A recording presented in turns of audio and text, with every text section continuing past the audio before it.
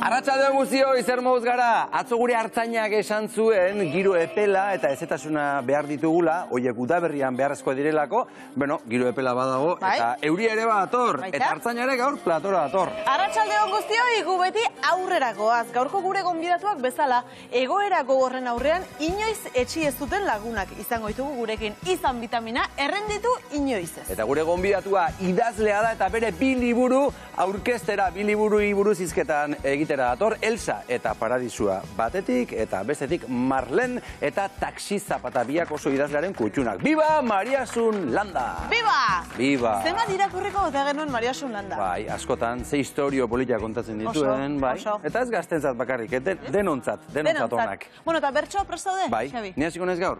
Ados. Ja, ba. Paradisua zer da zuretzat Maialen. Oean sartuta lo hartzea lehenbailen. Baina loak hartzerik ez daukagu hemen. Aspaldi zainago noiz esnatuko zaren.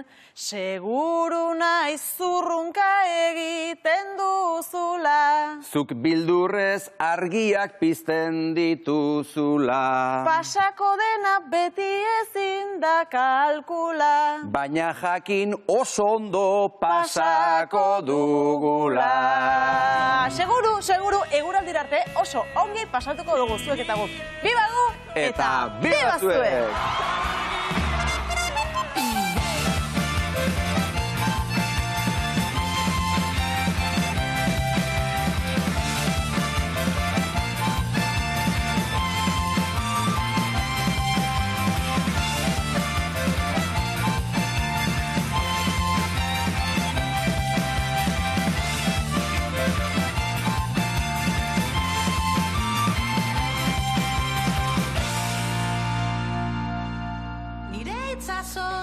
Izan vitamina, errenditu inoiz ez. Istripu eta gaixotasun larriei aurre egitea lortu duten bi lagun ditugu gaur gurekin. Inoiz errenditu ez diren bi pertsona eta tartean sorpresa polit bat, ez galdu. Eta gure bide laguna ere ez da inoiz errenditzen. Biba Maitane Ormazabal! Kaixo, Maitane. Kaixo, arratsaldeon. Maitane, ongi etorri beste behin. Maitane, gaur egoerarik zailenetan, gogorrenetan, aurrera egitea lortu duten pertsonak izango ditugu gure. Bai, hau da, askotan sufrimenduaren ondoren, argi hori badagola. Gaurko testegantzak oso potente datoz, niri bintzat, esango nuke vitamina estado puroan datozela gaurkoan, Bai. Ta gaur ere, beste galdera batzuk. Ea? Eta da, gaixotasuna gaixoak bakarrik jasaten du.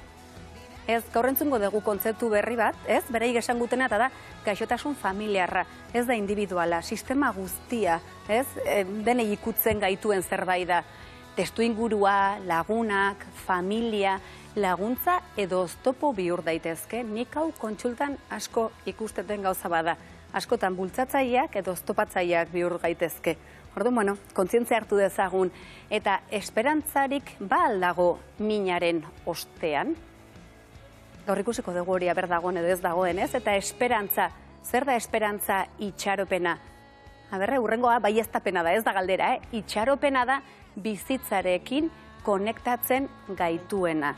Eta adiz, jende askok esperantzaren hitza da itxaropenaren hitza egiten du, baikorra eta dena ondo aterako da, ez.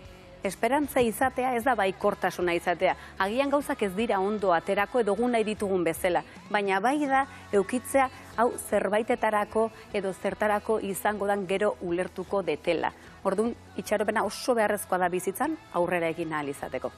Ba, zoragarri Maitane, berala izango gara zurekin. Eta izango ditugu kontua kontatzeko. Goazen gure gaurko lehen lagunarekin, 24 urterekin autoistripu larria izan zuen, eta inorketzuen uste aurrera aterako zenik. Bizirik geratuta ere oso egoera txarrean. Urte askotako borrokaren ondoren, hemen da eta pozpozik gaude, eta bera ere bai gurekin da, Ainhoa Elorriaga.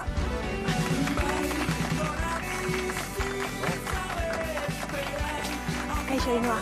Niko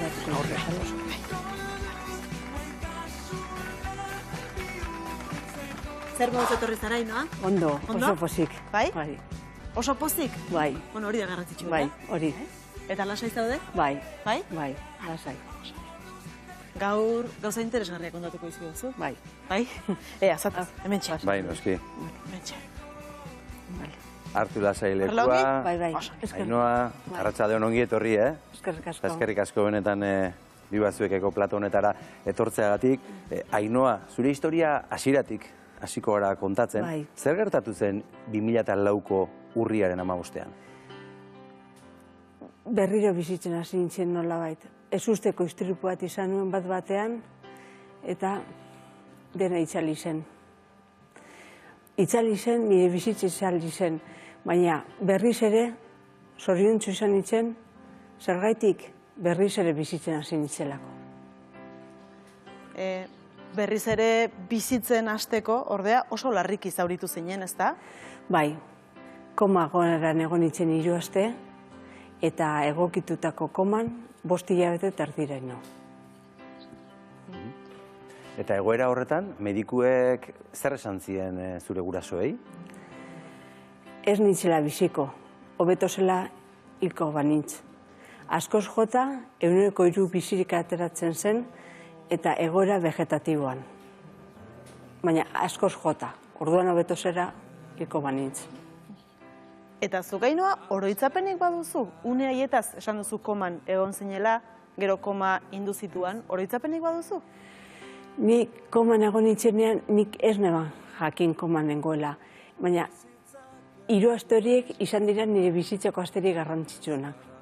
Zergaitik, nik bizitzen nengoen, neska gaztean nintzen, aspera, auzora, joaten nintzen eskolara, arratsaletan niretzean jolasten genuen, eta oroitzapen pozgarriak. Hori guztia zure buruan gertatzen zen. Bai, eta gogoratzen naiz nire gaztaroaz, istripua izan aurretik, baina askoz hobeto. Hori da positiboa, ateratzen duena, baina askoz hobeto. Ez nintzen egon gogoratzen, egon nintzen berriz bizitzen, eta hori da oso desberdina. Beraz, koma egoeran zeunden momentu horretan, zure momenturik politenetakoak ekarri zenituen gogora, Bai. Errepasatu egin zenituen dena. Bai, berriro bizi. Eta gero, koma induzituan hori izan zen ulertezina, baina oso mingarria. Bat batean zure bizitza egiten, eta beltz ezin ikusi, ezin arna sartu, baina gero berriz ere bizitzen. Nire eguneroko bizimodorekin. Eta, baina azkenean momentu txar horiek gero eta ugariagoak eta luzeagoak izaten ziren. Eta azten nintzen entzuten, bof. Ez da como mucho vegetal, mejor si... Baina gero berriro bizitzen eta, Ainhoa, zelako amets txarra dituzu. Baina konturatu nintzen, ez zirela ametsak txarrak. Zerbait gertatzen zitzai dela, baina ez nekien zer. Zure gurasoak ondoan izan zen dituen, momentu oro? Eskerrak beraiei. Beti eraman naiz ondo gurasoekin, baina horrelako egoera baten konturatu naiz gurasa ditu dela txapo. Benetan, ezin hobeak. Eta momentu horretan, zu nola konturatzen zinen zure ondoan zeudela, nola adibidez amak gauza asko egiten omen zizkizun, ez da? Bat batean, aitak ikusi zidan lehengoko gunean zorabietuta erori zenez lurrera, ezin izan zuen nire ikusten joan. Baina ama egunero, ez nire segundo bat ere bakarrik egon. Eta etorten zen, eta zer egiten zidan, nire gaztetako argazkiak ikusten zituen eta hasten zitzaidan kontatzen. Hemen zauden, Xabierrekin, Maialenekin, eta orduan begiratu zelakadan burua. Momentu horrek oroitzen dituzu. Burua momentu horretara. Horregatik hitz egin behar da baikor, eta buruari aukera eman lan egiteko. Baina negatibo ez da hitz egin behar. Zergatik, azten basa esaten, begiak ireki nahi ditut eta ezin dut, tragatu nahi dut eta ezin dut. Orduan neuronak esaten dute, zertarako egingo dugu lan, ezin badugu. Esan behar diezu, ikusi nahi dut, ni urteak egon naiz begiak idiezin, nahi eta ezin. Ezin zarete imaginatu zelako amorrua. Eta horretik, baina esan behar diozu. Ez esan, ezin duzu, esan, pizka bat milimetroa mugitu duzu eta basoaz, venga, buruari esku honekin bakarrik hau horrela izan dut urtetan zehar, honekin ikutzen nien urtetan egon nahi zule barik, eta esaten nien, geur masajeak emango dizkizuet, lana egiten hasi zaretelako. Bestela ez, gogor egin behar dezu zure buruari, baina gogor positiboki. Esesko esaten badizu zeuzer eseskoa, berak badak izin duela. Eta zuk hori berriro esan... Zuri, horrek ematen zizun indarra? Amak ondoan kontatzen zizkizun kontuek, positiboan hitz egite horrek? Bai, eta gero bak zer esan zen niretzako momenturik onenak izaten ziren nire aman izan zioten. Jarri gustatzen zaio musika. Zergatik, hori entzun da momentu positiboa gogoratuko ditu. Eta benetan esango dizuet. Bat batean lo eta Mikel Urdangarin entzuten neonan, hileak ere puntan jartzen zitzaizkidan, eta benetan arnaz ere sendo hartu eta momenturik onenak, nire bizitzako momenturik onenak, gaztetako momenturik onenak gogoratzen dituen. Ulertezina, baina hau posa.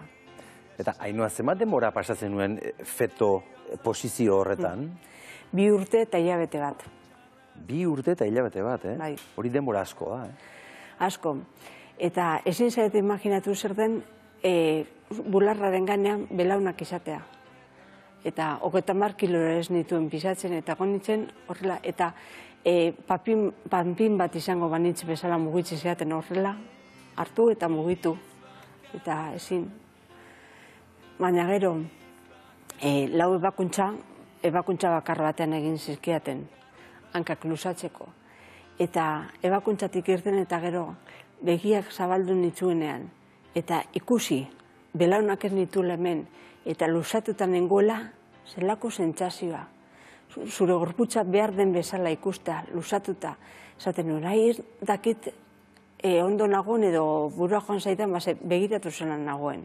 Ulertezina benetan. Zoragarria. Eta Ainhoa, dena zerotik ikasi behar izan duzu berriz?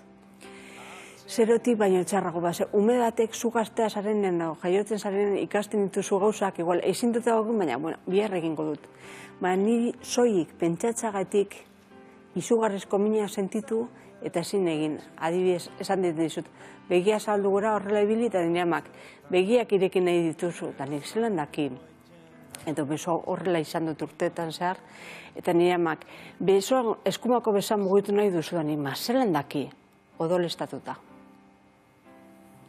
Eta oso gogor, ikutzen zenidan eta bero, eta kolorez aldatuta, eta izan da dena gogorra baino gogorragoa, baina ni pentsatzen dudana baino indar gehiago daukat. Hori da, positibun eta orain askoz ere baikorragoa naiz. Eta Ainhoa, liburu bat ere idatzi duzu, zerotik hasi idazten, eta bai ondo idatzi ere, bizitzeko gogoa izeneko liburu hau, hauxe da zure liburua, ze kontatzen duzu bertan?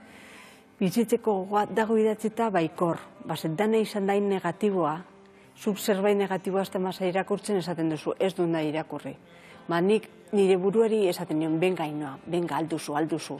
Eta hori, baikor idatzi dut, da zendagik eta jakin dezaten, ez dela berdin esatea, askoz jota, vegetar geratuko da, edo esatea, benga neska, aurrera. Orduan pentsatzen duzu. Zu pentsatzen duzu zerbait egingo da aurrera, ez, asko egingo dut. Eta horregaitik baikorritz egin behar da. Badakigu hitzaldiak ere aritu zarela ematen, eta gazteei ikastetxeetan, eta barre eman dizkizu, eta gerora gazte batek zerbait esan omen zizun. Lehenengo hitzaldian, taldea aurran izanik, mutil bat atzerago zegoen da, zanun ez daki zergaitik. Baina batean hitz egiten nengoela, negarrez horrela, emozionatuta baino gehiago negarrez da nik esaten nuen. Zerbait esan du nini egiten diola edo zerbait ez dut ulertzen. Eta da gerotan negar gehiago egiten zuen. Burkatu zuen hitzaldea, dano txalotu ginen, eta gero hile batzutara kaletinoa, eta eskintatik ez dut ikusten, baina aurretik bai. Eta mutil bat besoekin irekita. Zer gertatzen zaio, urbiltzen da nire gana, eta Ainhoa aldotzu bezarka bat eman, da ni kontrolatu nintzen negarrez egon zen mutia. Da bai, eta oratu zidan, eta min egiten zen, hain fuerte oratuz, eta zan nion, tranquile, ez nahi zeroriko, Eta balandu ginen, eta mi esker, Ainhoa, mi esker eta negarrez da nik. Barkatu, baina zergaitik esaten dedazu mi esker, eta itxalden egon zinen txarto pasatu nuen zurgaitik. Eta esan zian, Ainhoa, mi esker, zergaitik. Zurintzun eta gero drogak utzi ditu dalako. Orduan, nik oratu nion orain, nik oratu nion fuerte, eta biek egon ginen negarrez. Eta bat abestiri esaten eskerrik asko. Eta hori da, sentiera zizian balio dudala. Noski. Eta besti laguntzak, norberari laguntza baino gehiago balio du. Eta horrek asko batetzen du bat, ez da? Bai. Ainhoa, orain lagunduko dizut, ze hor, Maitane Ormazabal dago, eta biok elkarrekin joango gara Maitane Ormazabalen gana, mendik, gure martxan. Ze historia polita diren horiek, ez da? Bai. Zu hitzaldiak ematera joan, eta jakitea zuk esandako horrek zerbaitetarako balio duela, ez da? Bai. Benetan, momentu hori etzaizu inoiz aztuko, ez da? Eta tristen agonean amak esaten dit. Ainhoa, gogoratu momentu horietaz. Eta hori da egin behar dudana, eta egiten dudana. Bai, eta espero dezagon gaur ere... Barkatu, gaurko, mesela, momentu horiek tristen agonean esango dut.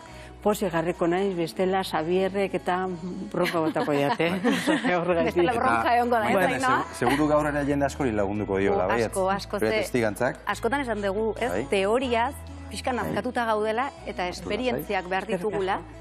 Eta gero, zuen esperientzia entzun da, Ainhoa, nola ez iritsi bati barruraino eta replanteatu bizitzan ditugun gauza asko. Detxu, esan dezu momentu batean ez, ze kuriosoan, gure barruan neuronak badakitenean gezki daudenean nola positiborantz juten diran. Eta esan dezu, 3 aste koman, zure momentu hoberenak, zer sentitzen zen du nor, Ainhoa? Esan dutxut, arnaz hartzeak ere molestatu, koman egon nintzen ere nintzen hartzen, baina ez nuen guztu hartzen. Baina eske, ziren momentu batzuk, ametsetan egongo bazina baina beto. Eske bizitzen, hori da, gogoratzen dut urte horiek, istripu izan, baina urreti baina asko beto. Eta gero gogoratzen dut, nor desartzen zen noren arruan klasean, nor bi gustatzen zitzaio nor, eta horre gauzak, eta gauza positiba denetan, neuronak txarto daudenean, edo badakitenean hile egingo direla, momentu positibunak gogoratu nahi dituzte. Ze marabila gehan, Bai, burua gu pentsatzen duguna, baina askarragoa da. Eta esan, zeterako hiliko bagara, zeterako gogoratuko ditugu momentu txarrak, eta momentu honak. Eta zuk, esan dizu gaur gako bat, niretzako dala klabea, dala kontu zer esaten diogun gu gure buruari ez, ze negatibo hitz egiten badiogu orden bada, eta hori ejekutatuko du gorputzean, bai, ala bai. Bai, Maitane, eta gainera, zuk esaten badiezu, ezin duzu hau egin, berak badaki eta esaten du, eta gainera matxakatu egiten didate. Orduan zeterako aleginuko da. Baina zuk esaten badiozu, saiatu zaitez, zuk uste duzuna, baina pizka gehiago egiten du. Eta hori da... Eta erabili dugu esperantza itxaropenaren hitza, amaren esperantza zuretzako vitamina izan zen, Ainhoa? Bai. Amaren ahotzen txutea nik esaten nuen, amatxu. Eta zoragarria. Eta horrek ematen zizun indarra. Indarra. Eta Mikel Urdangarinen abestiak esan dituzu, nik ekarri diet hemen Mikelen abesti baten ez, zatitxo txiki bat, eta esaten du, bizitzak sarri irakusten du badena eta ez dena. Inoiz latz hartu banindun, gaur gozo hartu nauena. Zuri bizitzak latz hartu zintzun, eta orain gozo hartzen zaitu. Bai, Maitane, orain gauza gogoratzen beste modu batetera ikusten ditut, baloratzen ditut. Orain ez dut kontutan hartzen eguna, momentu bakoitza baloratzen dut. Eta hori da... Guri askotan eguna baloratzak osatzen bali mazaigu, momentua ia ez, askotan ze urrun egoten ja. Esan dezu, 2 urte eta hilabete bat, feto posizioan, ezin hitz egin, ezin jan, ezin mugitu, zer pasatzen da hor burutik, Ainhoa? Nik ez nuen ulertzen eta esaten nuen, Ainhoa, zergaiti zaudela, zer gertatzen zaizu eta bakarrek entzuten nintzen medikuin zendagin joaten nintzenean gauza negatibak esaten duzu. Zertarako, bizi. Baina nire gurasoi batez ere amari entzuten nirenean etori esaten nuen, aita ama, nahi dut zuek ez pentsatzea, gura labak egingo balu esatea, gura labak egin du. Orain adibidez goizetan kiroldegira joaten naiz, igerilekura, eta gero arratsaldean batxean dauzka makinetan eta ibitzen naiz kirola egiten, eta amak esaten dozte. Ainhoa, ezin zaragon lasai, kirola egin gabe? Ez. Eske urte asko naiz mugitu ezinik, eta orain... Hori da. Aina, bueltatuko gea eskerrik asko, baina galderatxo bat bueltatzen garen bitartean, zure liburuaren izenburua bada ez, bizitzeko gogoa. Gaur egun jende asko dago sufritzen, eta ez du bizi nahi. Zer esango zenioke momentu hontan bizitzeko gogorik gabe dagoen pertsona batea, Ainhoa? Momentu negatiboak dana dauzkagu. Nik hasieran ohartu nintzen zer gertatzen zitzaidan pentsatzen nuen. Vegetal baten moduan bizitzeko da bakarrik pentsatzea gaitik min, besteri sufrir ez egiteko, ez dut nahi bizi. Baina ez, baikorrak izan behar gara. Eta benetan, orduan neurona joaten dira. Hortara, horren bila, ez? Horren bila, alde hon horren bila. Bueno, mezu hori helaraziko diego etxean daudenei, horren bila joateko. Oso ondo, eskerrik asko, Ainhoa. Zuri maitanen, bi esker. Zuri. Eta ze musika polita, ez da? Ai, onena. Polita, niretzako onena. Zekartzen dizu gogora, musika honek? Begiratu zerako, niretzako momentu pozgarriak. Orduan bai egoten nintzela, amak esaten zean aurpegia triste dori, baina barrutik dena lehortu beharran, posarekin. Mikel Urdangarinen ahotsak asko hunkitzen zaitu, zure momenturik gogorrenetan musikak aurrera egiten lagundu dizu, berezik esan bezala Mikel Urdangarinen kantuek. Agurtu egingo dugu, Mikel Urdangarin, arratsaldeon. Arratsaldeon. Mikel, entzuten aritu zara Ainhoaren historia eta Ainhoaren hitzak, zuri Ainhoak eskutitz bat idatzi zizun, zuk zer sentitu zenuen jaso zenuenean? Bueno, gaur sentitzen nabilen zierrara bardina, ez? Potzikara, oso histori ederra da, bere zunean ederra da, eta, unkitu nintzen, gaur berarien baitaren, unkituta. Eta zer kontatzen zizun eskutitzean, Ainhoak, Mikel?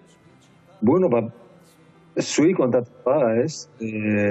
Anola ezkerroneko eskutitza zan, lagun bat zelarazitak niri, eta hain zuzen bitu Rafa Rueda gitarra helarazi duzta. Bere eskutitza. Eta, Mikel bat zan, nidakiala. Eta, nola bait, eskerra. Hanik gura bat, berari mundak gautatik, eta, holako zozatzen. Geroztik irakurri dotzat, eta entzun be, inoiz ondanean, irratian, eta eunkaritan, eta beti ere txunditu, eta ez da bere historia potente honekin. Ainhoa, sekula hitz egin zenuten, elkarrekin? Ez. Lehenbiziko aldia da, eraz. Telefonoz, egun baten ustote... Bai, ez da, telefonoz edo...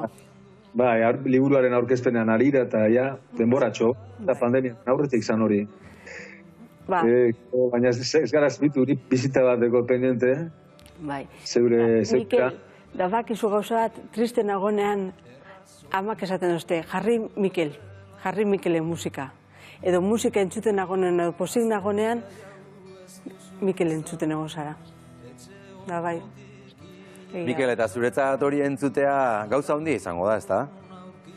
Oso, gauza oso potentea eta oso ederra batez ere, ez? Zeren, azani beti sinistu dut, eta ustota gehienok ez da sinisten dugula musikaren indarrean eta alean, ez da? Ez dago beste arterik olako indarra daukonik, esango nuke, ez da? Batez ere gauza onak eragiteko, sentipen onak eragiteko, sentimendu onak eta gorputza eta zalantzabarik animo aldarazteko indarra duko musikak, sekulako indarra duka. Mikel, ezin zara imaginatu zer zan zurientzun eta neuronak jarraian momentu onak gogoratzen.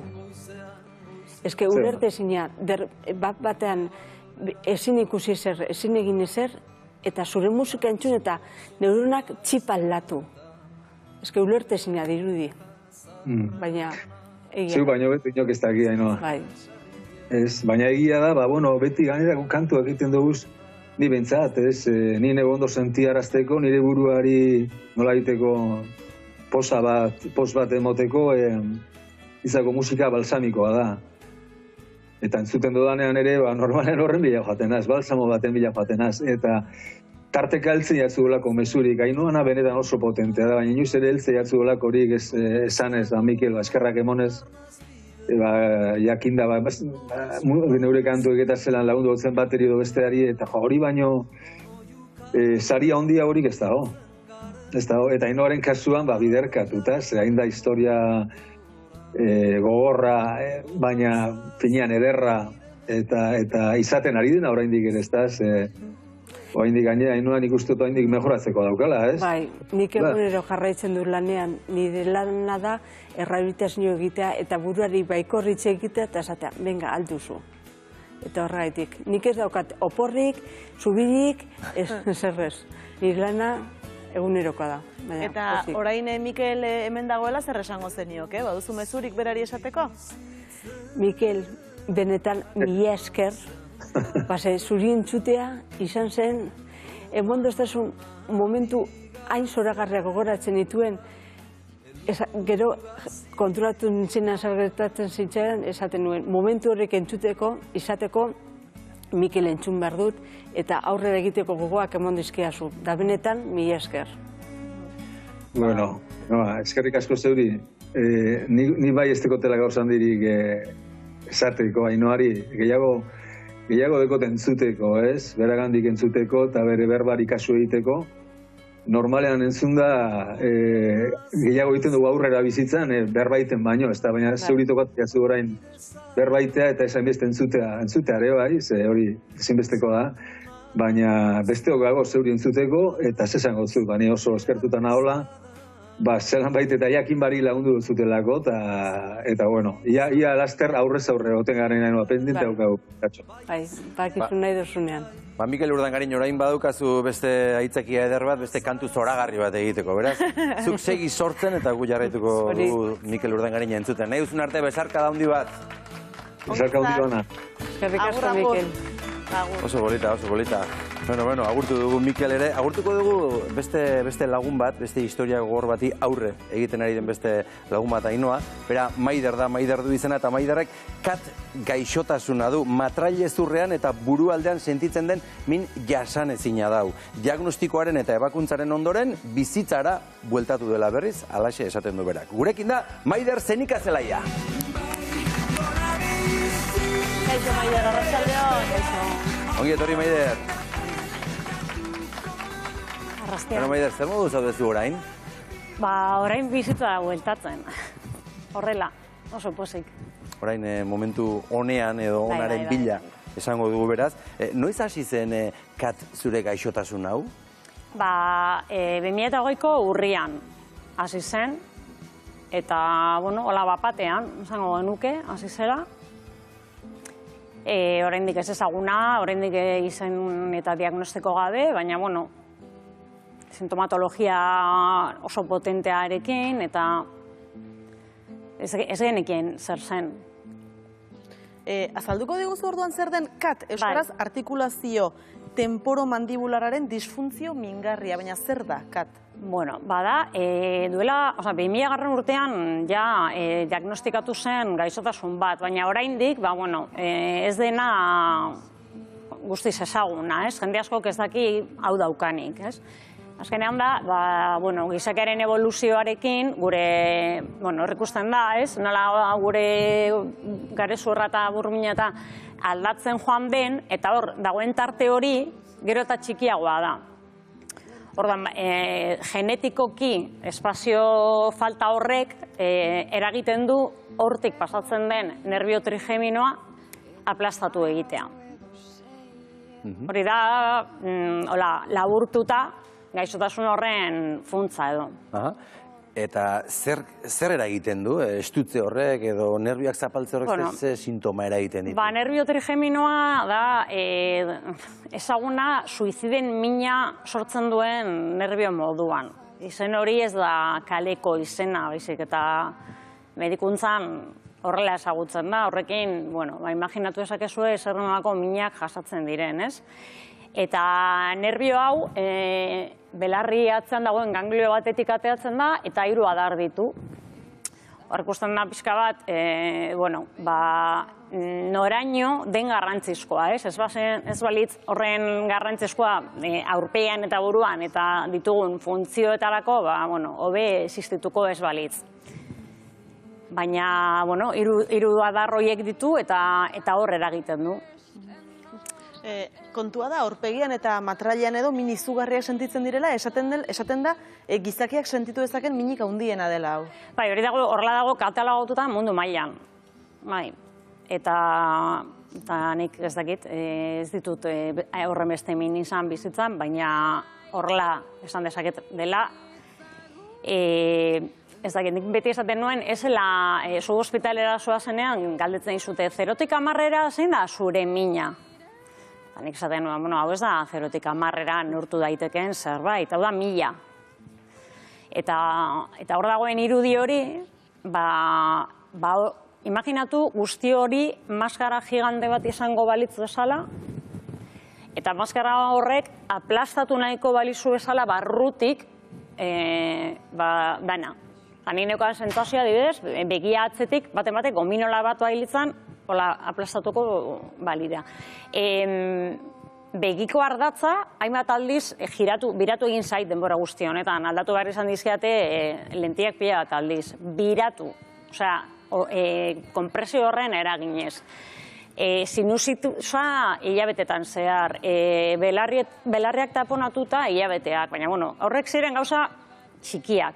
Txarrena zen hori, min hori jasan gaitza zela. Orduan, heltzen da momentu bat, hor dagoen marra behegi horretar arte, estutzen zaitu eta jatea ere kosta egiten da. Claro, sintomatologia hori, horrela, inora kontatzera zoaz, buruko mina daukazula, begietan hori sentitzen duzula, eta laban bat eukita, ez dakit, hau egin eta kenduko zenukeela, oso zaila da, ondoan daukasun, edo aurrean daukasun medikoa, txunditurik ez gelditzea, ez badu ezagutzen ondo gaitza hau, ez? Bai, Maidara, aipatu dituzun min jasangaitzoiek denak izan eta nola bizi da bat? Zer egiten zenuen, etxean egon, kalera atera? Ez da bizi. Ni hasi nintzen urrian honekin, eta lehenengo, zango nuke 8-9 hilabeteak, pasatu nituen etxean, nire gelan, entzerraturik, gainera argiak eta soinuak jasangaitzak dira, baina edozein soinu, nik telebizta zeneukan piztuta, ezin nuen telefonoz hitz egin, ez dakit, seme alaba txiki ditut, eta haiekin kontaktu bakarra hilabete horietan zehar zen gauean musu bat ematera, besarka bat ematera sartzen ziren gelara, eta urten. Hori zen bakarra, ezin nuen beste ezer egin. Eta egunak neurtzen neutiuan, 20tik altza eta 20 egiteko gai bainitzan, hori egun nona zen. Pertsona bat, ezakit, bizitza normal bat eduki duena urriak 20 arte, lana, pertsona, ezakit, mugitzen den horietako bat, kirola egiten nuen, eta nengoen, ezakit, amona baten gorputzean sartuta. 80 urteko amona baten gorputzean sartuta, fizikoki.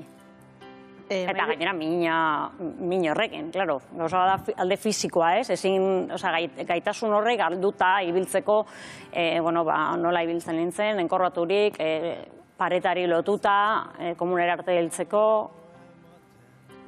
Etxe barruan, egiten diren gauza minimoak ere ezin dituen egin. Diagnostikoa iritsi zen? Bai. Ebakuntza ere egin zizuten, eta gero hasi zinen fentalinoa hartzen. Zer da? Bueno, ebakuntza ere azaldu behar dut pixka bat, jendeak ezingo du imaginatu zer den, ez? Egin behar dizutena da, ez tartea. Tartea, nire kasuan bilaterala zen, oso kasu gutxi daude bilateralak, normalean alde bakar batean da, normalean murtzikatzen den alde horretan da. Bueno, hau da, nire aurpegia, lehen aldiz, odontologa joan nintzenera, hor paralisia neukan aurpegian. Ni ez nintzen konstiente, baina paralisia neukan, pizkat ikusten da alde bat bestea baino gorago daukadala. Eta egiten dizuten operazioa da, molarrak kendu, hori normala da, baina gero ezur guztia. Masaileko ezurra mantendurik eta ahosa baina mantendurik, horrek funtzionalak bai dira, beste ezur guztiak kenduta. Ostelango operazioa, eta hasieran nik ez nuen minik sentitzen operazio hori eta gero. Zen nire mina askoz handiagoa zen, egin zidaten hori eta gero, sentitu nuena baino. Baina hori eta operazioaren ondoren, 3 aste ondoren, etorri zen nire gorputzak ja ezin zuen gehiago jasan eta konbultzioak hasi ziren. Momentu batean dago gorputza saiatzen min horren kontra borrokatzen. Barrutik, baina tarte batean beste denboran sofrimendu horrekin egon ondoren, operazioko min horrek, eta sartu nintzen urgentzietara 3 aldiz aste berean konbultzioekin. Egun horietako bakoitzean morfina sartu zidaten zainetan konbultzioak kentzeko. Eta kentzen zen, baina hortik 2 orrutara barriro. 3 egunetan 2 aldiz morfina zainetan. Hola. Eta mina bardina. Ni urtetan nintzen ospitaletek min bardinagaz, konbultzio gabe, hori ere lasaitasuna, ez? Eta orduan 3. egunean ja erabaki zuten fentaniloa jartzea. Eta fentaniloa zer da? Fentaniloa da heroina baino 50 aldiz gogorragoa eta morfina baino 100 aldiz gogorragoa den droga bat. Droga bat da. Orain estatu batuetan jende piloa hiltzen ari da. Horren erruz. Ez, horren erruz. Eta lagundu zizun, fentaniloak? Ez. Momentu horretan ere baki zuten ez ekitelako zer egin. Azkenean, denbora luze guzti honetan, ez eukaten ez nik diagnostikori pribatutik lortu barri izan dut, badagoelako asoziazio bat gaixotasun hau lantzen dabilena, baina bestela ez. Orduan euek bakarrik saiatzen ziren, minaren unitatean tratamendu guztiak egin, minak kentzen saiatu. Ez bilatu non zegoen, horren jatorria edo. Eta orduan fentaniloak, zen euren azkeneko esperantza. Eukidut urte bat ez. Eta orain nago... Desintoxikatzen. Horrela guztiz. Maider, hobekuntza noiz eta nola etortzen da? Apurke operazioaren ostean aparato bat jartzen dizute, oklusioa permititzen ez duena, oso mugikortasun gutxi daukazu, eduki behar duzu 24 orduz ipinita, eta bakarrik entzen duzu jateko, bestela ezin duzu murtzekatu. Eta horrekin, pizkanaka saiatzen dira kontrolatzen nire ahoak min gehiago ez egitea, egin didaten interbentzio eta gero. Eta apurka azten naiz pixka bat urtetzen. Pixka bat urtetzen, nire logelatik urtetzen. Momentuz ez daukat bizitza handirik. Jarraitzen dut, nahiko etxe inguruan, eta aldaketa gutxikin zentzu horretan. Min gutxiago bai. Baina benetako hobekuntza azten da, ekainean, urrengurteko ekainean, aldatzen diate beste adituagoa den odontologo batengana, berak, esperantza gehiago ematen dit, hasieran, oso ondo dago diagnostiko bat jasotzea, posten zara, hainbeste denboraz, kasi ia urte betez, jakin gabe, zer den, eta baina esate izute urte terdi, 2 urte behar dituzula konpontzeko, ez? Una izni ospitaletik urte nintzenean. Eta gogoratzen naiz, argazki batera genuela, bialtzeko lagun eta familiari, ondo nago, eta ematen du nire alaba. Geratu nintzen, oso argal, baina zen argaltasun bat normala zen, muskulazio gabe, eta lehen crossfit egiten nuen lekura, hasi nintzen rehabilitazio fisikoa egitera. Ez neukan muskulaziorik, eta oso denbora gutxiz joan ahal izan nintzen, niretzako ezinezkoa zen hori egitea ere. guri rehabilitazioa egiten Maitane Ormazabalek laguntzen digu, beraz, nahi baldin baduzu beraren gana joan eta berarekin jarraitu dezakezu elkarrezketa. Oso ondo. Segi, lasai. Eskerrik asko. Eskerrik asko, Bai. Kaixo, Maider. Bueno, haze testigantza, oio ipurdia, benetan, Bai. min guzti hori jasatea, suizidioaren mina deitzen zaion mina jaso izan dezu, eta momentu batean horrek egin dizuna da, esperantza ere galtzea, ez? Momentu bat badago zure senarrari esaten diozula, ezin dezula gehiago. Nola da momentu hori? Bueno, bai, nire bizitza zen logela horretan entzarraturik, eta min izugarri horiek jasatzen, eta inolako bizitzarik gabe, familiagaz bez.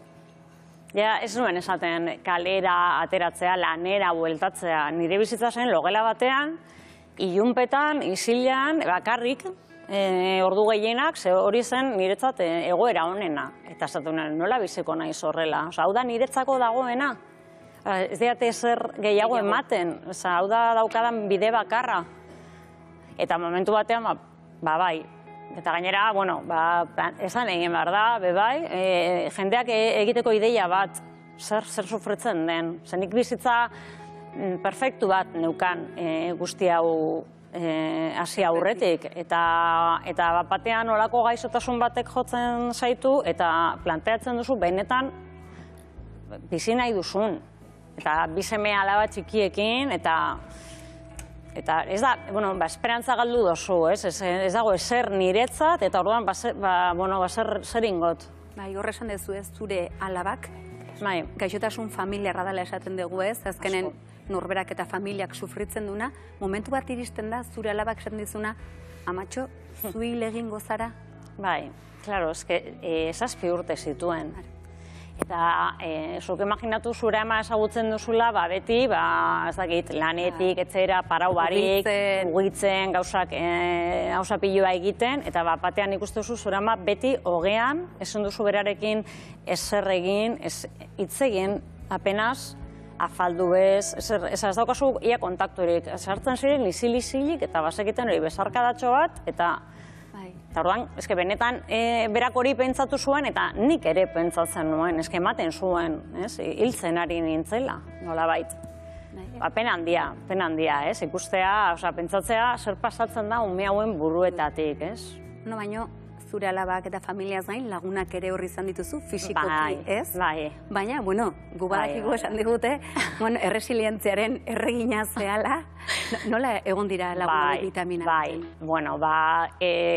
gaixotasun honek daukana da, ez dela bizitak jasotzeko gaixotasun bat, zenik, askotan esaten ziaten, berten da Maider hor, hogean zure ondoan egoteko, ni saiatuko naiz hitz egiten, eta horrek min egiten dit, telefonotik ezin dut hitz egin, nik zure energia, ez? Guztia, nire energia zen, eguna pasatzeko, eta egunaren bukaeran, pilula, 4-8 pilula gartu loiteko, eta esperantza hori ordu horiek zikeran, ez nituela sentituko.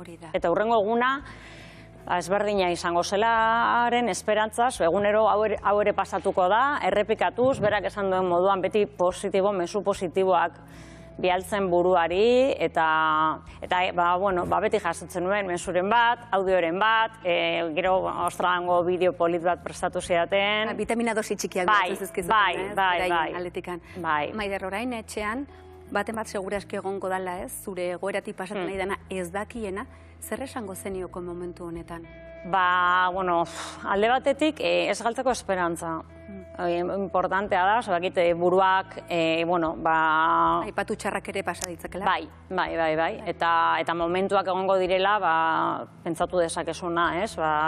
Ez dago ezer gehiago, niretzat, baina bai dago esperantza. Eta nik uste dut hau dela, mesua, hau izan behar da. Esperantza badagoela, tratamenduak badaudela, nahiz eta agian ez bide ohikotik, ez? Bilatu egin behar direla. Bilatu, mesedez. Eta, ni horretarako pres nago, momentuz, ez dakit uste dut hortik, nire Instagrametik idaztea, norbait identifikatua sentitzen bada... Zurekin kontaktuan jarri. Bai. eskerrik asko Maider, gu Bueno, esperantzarekin jarraituko dugu, edo zer gauzetarako, Bai. así que mila eskerretan joan zaituzke, berriro, mila esker Maider. Mila esker, Maider. Apa, Maider. Eskerrik asko benetan. Maider, gainera esan duzu laguntzeko presta dela, zure Instagrama hor dagoela, eta Ainhoa, zu ere laguntzeko presta dela, ezta? Bai, noski. Edo zeinek beharko Bai. badu? Eta gana posik, gogakin.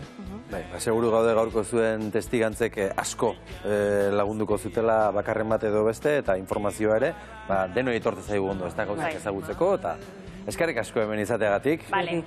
Baina aurretik Maitane Ormazabali azken hausnarketa eskatu behar diogu. Maitane, zein da zure gogoeta gaur?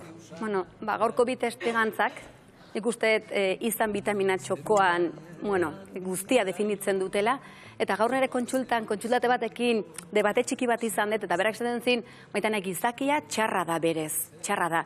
Nik gaur esaten dio gaurko programa ikusteko, eta benetan gizakia ez dela txarra, bizitzak egiten gaituela batzutan txarra, eta ikus dadila bizitzan vitamina ikaragarri bila dagoela, eta gaur ikusi ditugula bi gizaki benetan inspirazio eta itxarupen hutsak direla. Mila esker, Maitane, mila esker, zu ere guretzat bitamina zara, inolako zalantzari gabe datorren, astera arte Maitane eta zuei ere mila esker, honek etortzeagatik, zuen historia kontatzeagatik, eta ez etxitzeagatik, eskerrik asko benetan.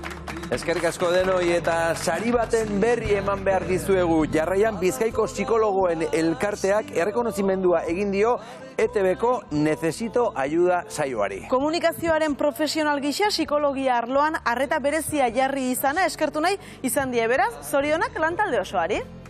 Bueno, sariak beti dira onak, ez da? Beti dira onak. Eta orain guazen gaur seguraldera goaz, ez da? Segurara goaz, iparraldea eta iparraldeko eta hegoaldeko euskaldunak batzen dituen jaialdia egiten ari dira, iparra eta hegoa izeneko jaialdia. Hemen egunero gaude esan iparra eta hegoa, eta azpek ere bai, ekia eta mendea eta euskalderi osoa gaude hemen, eta bertan da Gontzal Dorronsoro ea zer kontatzen digun. Oiukatu iso sentitu herriak behar gaitu. Dastatu askatuta esan atera gaitezen egan. Eurietan agore, aurten iparra hegoaren 26. edizio izango da, zertan datza kulturazte hau? Bueno, duela 26 urte hasi ginen, Ipar Euskal Herriko eta Hego Euskal Herriko zenbait pertsona elkartu ginen, elkar ezagutzeko asmoz, elkarren arteko harremanak sendotzeko asmoz. Hemen atzean daukezuen Gereziondo hau ere itsasutik ekarria da, bertan landatu gendun, eta saiatzen gara elkarren harremanak sendotzen eta Euskal Herria gehiago ezagutzen. Gaur gauean urtero ospatzen duzuen bertso afaria egingo duzue, eta nik betzaut pantailatzean dagoen norbait egongo dela, ezta? Hori da, hemen gauean izango ditugu Maialen Artzailuz, Amets Artzailuz eta Iker Zubeldea, Egamarra. Zer pertsona bilduko dira gaur? Gaur 200 pertsona eskaz izango gara afaltzen, eta hemendik aurrera egia esan jendetza bilduko da herrian.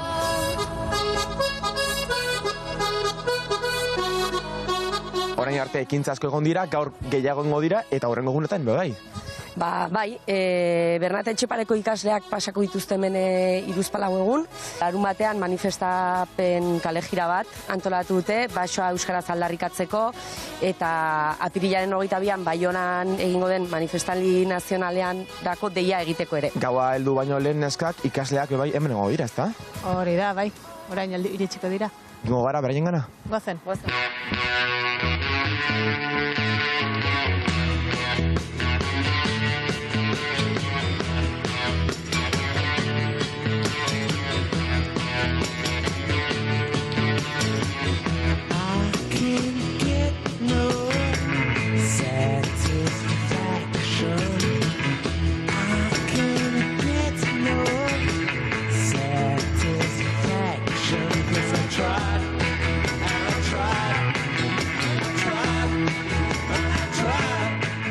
Gaur Baionatik bertarako jerrira etorri zarete, zein da gaurko asmoa? Gaurko asmoa, KAF enpresa bisitatuko dugu orain, gero Bazkaldu seguran, aurriokoak eskainiko ditugu. Goierri ezagutzen zenuten? Ez, bat ere, ez. Gaur gauean bertso afari dago, bertan egongo zarete? Bai, denak hor bertso afarian izan gira, eta momentu goxo bat pasatuko dugu. Hor da, lehen bisita, gaur eginen duguna, enpresa horrena eta bihar beste aktivitate batzuk izanen dira, giroa izanen da, giroa jarri beharko dugu eta programa potolo bat badugu. Bai. Mira, bertsoa fariaren zai, eta, bueno, ni ere banago bertsoa fari horren zai. Hor izango zara? Hor izango naiz, bai. Iker Zubillarekin eta Aben Txartzailosekin. Ze ondo, joateak mereziko du, Noski baietz. Eta Ipar Zeñego euskaldun guztiok ezagutzen dugu bere lan paregabea eta bere lanak irakurri ez zituen asko ez da izango. Mariasun Landa, arratsaldeon. Arratsaldeon. Mariasun, zure lanak euskal ume askoren bizitzaren parte izan dira eta zure lanen edapena ezagututa, nork piztu du ilusio gehiago, zure lanen protagonistek edo Olentzerok Euskal Herrian? Hombre, nire irakurleak dudik gabe Olentzero baino. Aizu, Mariasun, gaur ezagutuko ditugu Elsa, Paradisua, Marlen, Taxi Zapata. Zuk, umeen ilusio berberarekin idazten duzu? Ez, ilusio ez da hitz egokia. Da profesionaltasuna esango nukeni. Ara, ondo. Baina esplikatuko dizuet gero. Oso ondo, gu ere profesionaltasunez arituko gara zurekin edo saiatuko gara bintzat, iragarkiak. Eta berehala, Mariasun Landa.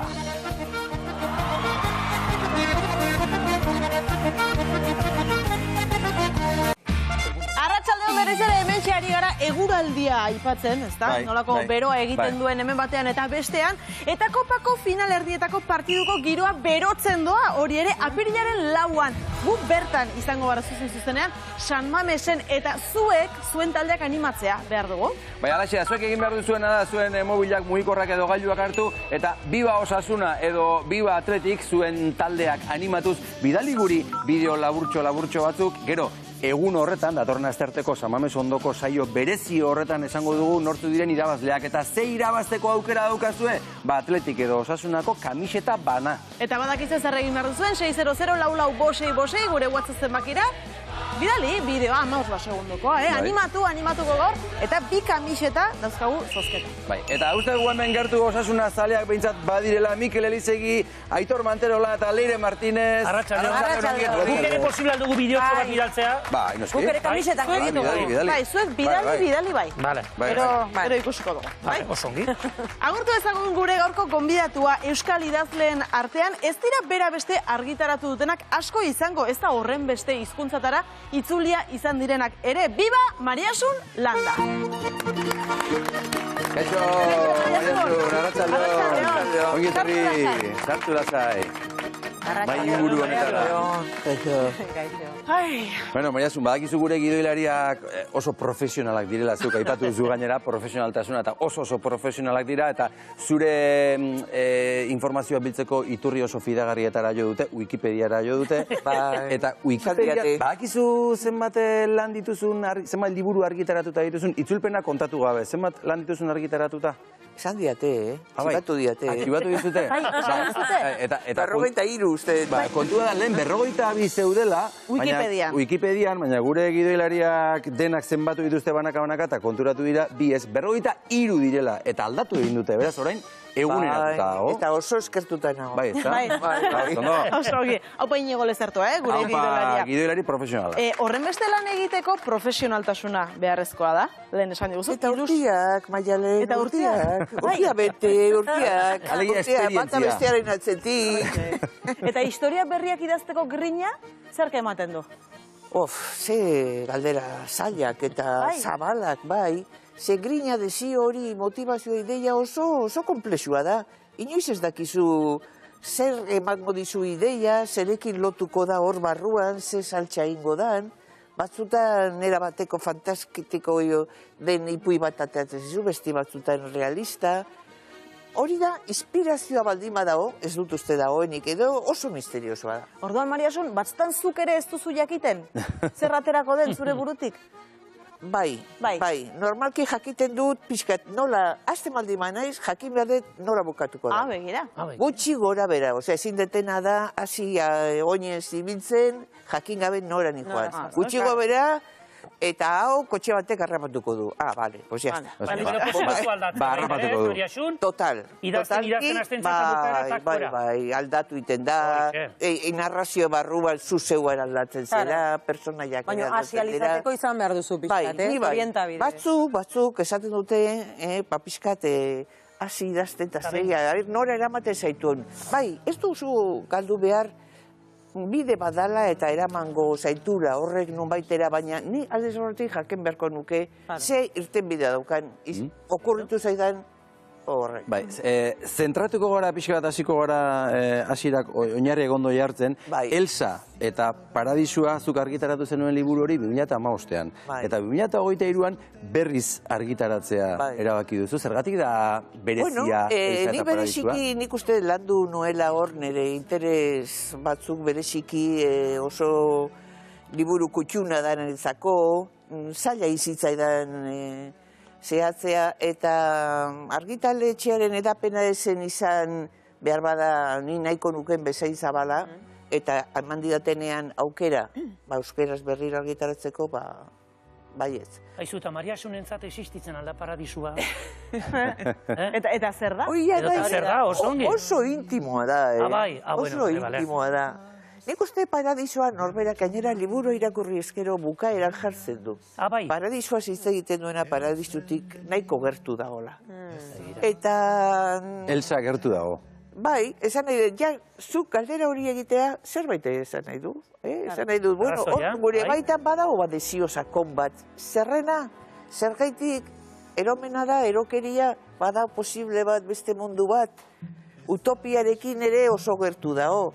Baina nik uste gizakiaren bere baitako behar haundi baten erantzuna izan detekela, historia zehar Paradisu horren atzetikan eman diren erantzunak. Eta, bueno, ezartzeagatik gero politikoki horrek esan ditun ondorioekin. Erlijioak eta erlijioak dituzten Paradisu horien izenean egin diran.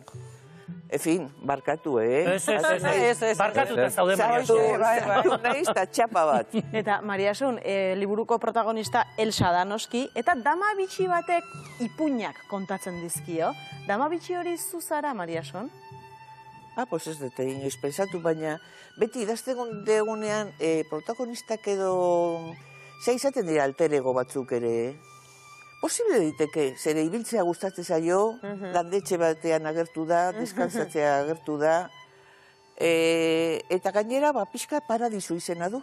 Claro, neskatoa, hasieran galdetu du, 5 urtekin galdetzen du, eta ez da diote, 10 urtekin galdetzen du, eta inork ez daki.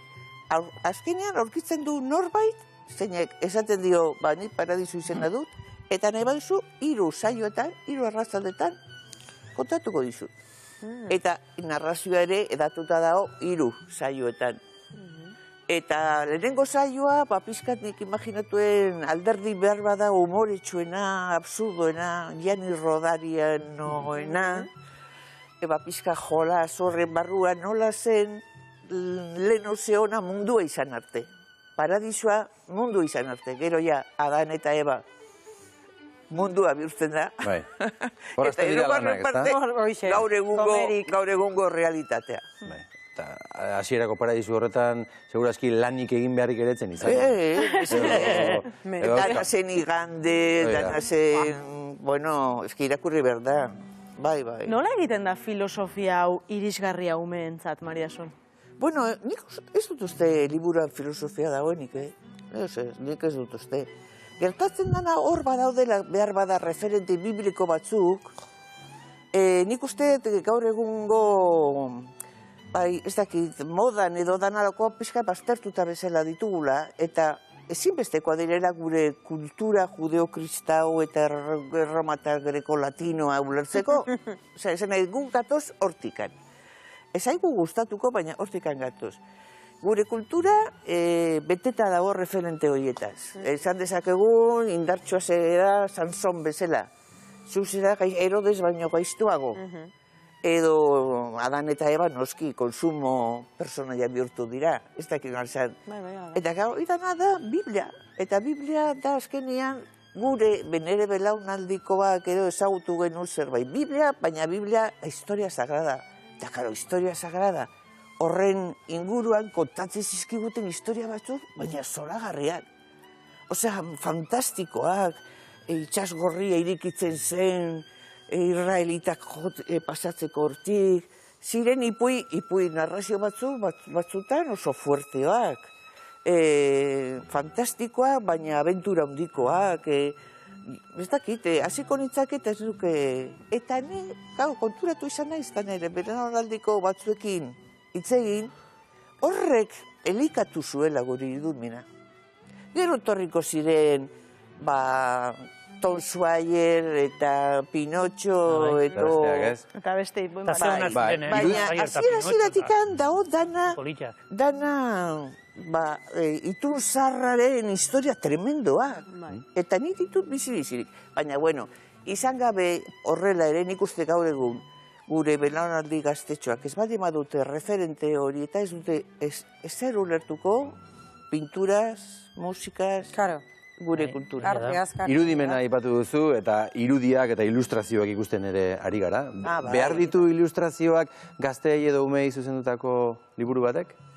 Hombre, ez dakite, nik ez dakite, igual Elena Odriozolak, zoragarria den ilustratzaileak erantzun beharko lukela, baina ilustrazioa beti zerbait gehiago ematen dio testuari. Da lehenengo irakurketa. Nik txikitan beti liburu bat hartzen nuen Mariaxu, lehendabiziko goza, irakurri baino lehenago argazkiak ikusten ditu. Horrela, pak bat, besteak, eta gero azten nintzen. Lehen argazkiak ikusten eta, igual egiten zenuen begiratu zenbat testu zeuen eta zenbat marrazki. Baita ere, baino marrazkik lehendabiziko. Bai, benetan, politagoa ziren. Zer ordu zaten ez idazten? Zaila da erantzuten zeren, egun gehienetan ez dut golpe zorrik, ematen. Noiz idazten duzu. Hor da ukoska, ez da? Hor da misterioa. Oiek dira, Elsarekin hitz egiten pasatzen dituzun orduak, ez da? Baina pasiatzen eta Donosti barna eta konduzitzen edo dana dutzuko zua izera bueltak, historia batekin. Eta segi, eta itxure ez haude ordenagailoren horrian. Ariketa egun batean, edo arratzalde batean, edo asteburu batean, edo igande arratzaldiak dira ere oso bereziak. Bai, dira nahiko hori sositoak, planik gabekoak eta horrela orduan jartzen zira ja lanean. Lanean esan nahi du, zuzendu. Gainera hori. Bueno, esan nahi dut, idaztea hori gozamena bada. Gertatzen da, nana, ondo egiteko, inberdezu zuzen. Claro, berrikusi behar dela eta berrikusi. Zuri idazteko modu aldatu da, inbeste urtetan zu idazten, hasieratik honea aldatu da edo ez? Bai, asko. Ni ere aldatu naiz. Bai, ja. Bai, egia da, bai. Bai, total. Esan edo nik hasieran edo gaztetxo. Idazten duzu modu, ez dakit, esatean ikoa romantikoa, baina romantizismoari atxikitzen zaio, hori ez bementzia edo idaztea eramaten zaitu emozio batek edo kontatzeko forma bat edo behar hori. Gaur egun ez, gaur egun da razionalagoa. Horregatik erantzun dizu profesional. Profesionaltasuna. Ilusioa, hombre, liburu berri bat eukitzeko ilusioa. Baina horren azpian dago, zer kontatu nahi dut, nola? Bai, igande arratsaldean idazten jartzeko oso profesionala. Oso, bai, zudik ez. Mariasun, Elsa eta Paradisua eta Marlene eta Taxi Zapata. Hori ere, bai, Durango berrargitaratu duzun. Igarren liburu bat ez da. Bai, Marlene eta Taxi Zapata arabierrez dago, demagun. Bai. SM argitaratua izan zen eta SM-ek argitaratu zitu, itzuli zituen edo beste hizkuntzetara. Italieraz ere, bai? Italieraz, arabieraz, gazteleraz. Bai. Taxi Zapatak egin ditu kilometro batzuk. Eta Marlene, Kateme Zarra eta pixka Marlene Dietrich izatea pensatzen duena, una diva, ere biak hor dihoazte, bat abestearen gainetikan, pasigatzen, izenik gabeko kaletan, osea, un kutre xamar den barrio batean, ez daude Donostiko ondartzan. Sariz betetako ibilbide bat izan da zurea. Aipatuko dugu, dena den duela gutxi Azkoitian izan duzun aitortza bat. Arantxa Urreta Bizkaiak poz handiz emandako saria edo aitortza, egindako aitortza, eta zuk ere oso unkituta jaso zenuena, ez da? Bueno, bai, esan nahi dut niretzako oso ideia ona izan zutela iruditzen zaiziren, Azkoitian montatu indute liburu azoka emakumezkoen literaturako liburuekin. Orduan iruditzen zait nahi oso ideia ona. Esan nien gainera mantendu, ze hori nitxo bat dago, hortarako. Eta horren inguruan, basari banak eta hori ematen zuten, horren inguruan ere itzaldi bat eman nuen ani erno, Aniak oso gustoko idazlea izateaz gai Nobel saria eman diote, eta euskeraz 5 liburu ditugu. Eta horretaz aprobetxatu horri bili gehien oso gustora. Eta itzaldiare jende asko etorri zen, emakumezkoak, Egia da, emakume... Ni ez nintzen enteratu da, bestela, Maria Asun joango nintzake. Seguro, horregatik begiratu dizut. Horregatik begiratu dizut. Ez que begiratu egin du horregatik esan diot. Ona, Maria Asun. Maria Asun, baduzu orain buruan beste libururik, ola pasian zabiltzala buruan dabilkizun zerbait? Batzuk. Batzuk, cuidado. Batzuk eta zerrez. Hor, izaten da desastre bat. Osea, daukasunean, zirrei borro bat ola gauta ingo nuke, eta ez nuke egingo, eta ze ingo nuke. Eta azkenean, hasi naizena egiten, izan da pixkat, orden pixkat jartzen ere, lehengo material eta esku eskribuetan, eta diarioetan, kuadernoetan, eta kantidadea daukat. Eta hor gauza batzuk baliogarria dira, eta beste batzuk ez. Ez da beste, ez da balant luzitzeko, esateko ze egiten nahi zera, behitu ze egiten nahi, ez da, baina buruan, bai, asmoa bai, gero praktikan, pixkat hori, galba egiten nire kontu zarretan. Saiatuko gara zure pixka bat musikarekin laguntzen. Maria Asun, Leire Martinezek lagunduko dizu? Saiatuko gara, bintzat. Ea lortzen dugun, berez gaina zure kantu kutxunak dira, zuk aukeratutakoak, beraz, gaizki ere ez dugu egingo. Zinuntikan ere. Hasiko gara, niri ikaragarri pila gustatzen zaidan kantu batekin, eta izenburua ezinezkoa egiten zaidan horietako batekin. Baina nik esaten balima dizuet, Horrian derrian, kantua oso ezaguna, ez da? Edith Piafen, ea ondo esaten dudan, Je ne regrette rien. Pararan. Parfait, merci. Bueno, hori da kantua, entzungo dugu eta gero komentatuko dugu? Bai. Edith Piaf. Non, rien de rien. Non, je ne regrette rien. Ni le bien qu'on m'a fait, ni le mal, tout ça m'est bien égal. Non, rien de rien. Ze ahotsa, Zer zari du regret, barkatu, rian badakitela. Enaiz damutzen. Enaiz damu. Enaiz damu, ez naiz ez damu edo. Nola piztu zitzaizun kantu honekiko, gura edo gustua edo? Ez que hori, disko hori lotuta dago nire bizitza, bizitzak aste nintzenetik orain arteko esperientziakin, eta nire belaunartiko, beste nire belaunartiko asko aukeratuko zutela hau, zeren beti izan da ere zerki himno bat, izkat esatea malgretu, naizta hau eta hau gaizki atera, nik aurrera jarraituko dut, ze hori, ez? Borrokarako gogo hori, ez da? Resistentzia, no? Bai, ala da. Bai, ala da. Behintzat ere ala ikusten. Eta gero bera eta bere kanta bera, bai.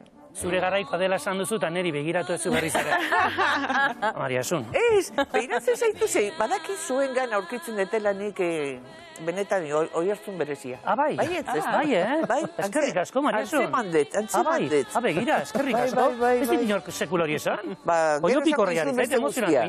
Gero esango izun beste guztia. Venga, bale, oso, eskerrik asko, Maria Asun. Bueno, ni hemen tartean nabil, leku aldatu, Barkatu. Baina gure bigarren kantuarekin, edo Maria Asunen bigarren kantuarekin joango gara, Euskal Herrian geldituko gara, oraingoan. Eta ere serkiaz ari zinen, esan genezake, urrengo kantua nola baiteko ere serkia ere izan dela. Ez nau izutzen negu hurbilak, kantua berez Lete eta Laboarena, guk Laboaren bertsioa aukeratu dugu, zergatik dauzu gustoko? Gustoko ditut bi egile, gustoko baino gehiago, nik uste berriro bari naiz belaunaldi baten ikuspuntutik hitz egiten.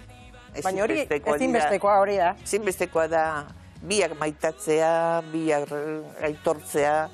Eta hain zuzen poema hontan, Leterenak, eta gainera izan nuen suertea berari esateko ere. Personalki izan edo. Hor biltzen da gai poetiko unibertsala. beste hizkuntza eta kultura askotan emandan gai hori, hau da, pixkat hil ondoren edo falta baldin mazaugun normal gelditzen zaiguna da bizitutakoa. Eta bizitutako horri heldu behar zaio eta horrekin bizi eta horrek justifikatzen du edo betetzen du zea guztia. Orduan, egia da kanta hau banetzako zunkigarria da. Erabili izan dut eskelak jarri behar izan duenean jende maitagarrien zako, eske oso esaldi polita da. Eguzki eder joan guztien argia baitu bihotzak eta begien, bueno, zea hori, netzako betetzen hau.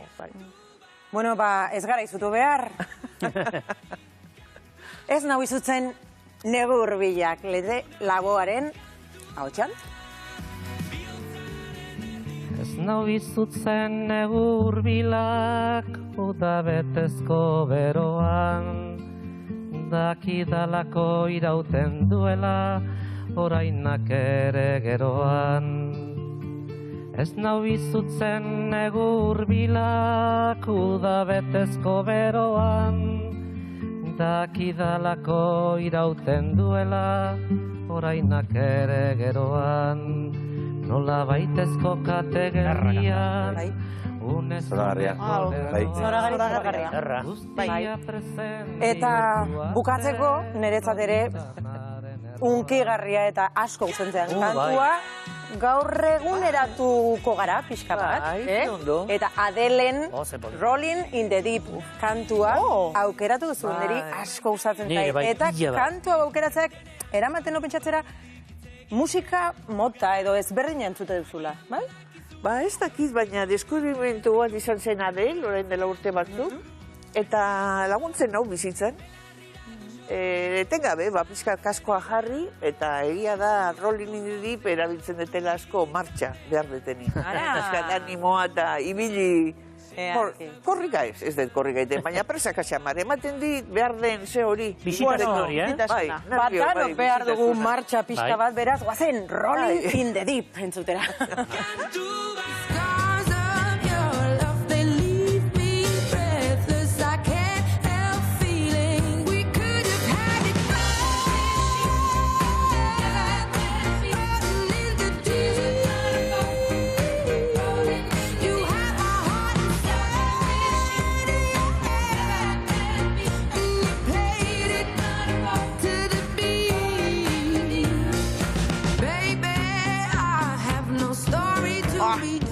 Ikaragarria, bai?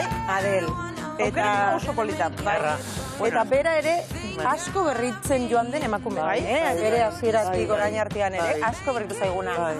Zuzeneko musika gustatzen zaizu, Mariasun? Bai, zugarri. Bai? Bueno, hemen diskotxokoaren tartean izaten dugu gure zuzenekoa eta gaur lasarteko lagun bat atorkigu. Adele bezain ona. Adele bezain ona, seguro. Ikusiko duzu gainera, esango jazute gero. Banoa zurekin, kaixo, arratsaldeon, Maialen Aristegi. Kaixo. Zer moduz?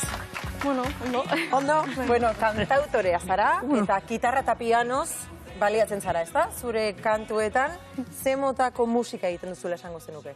Hombre, ez dakit estilo bat definitzen, baina hor kantautore hildotik pixka bat musika lasaia, ez dakit.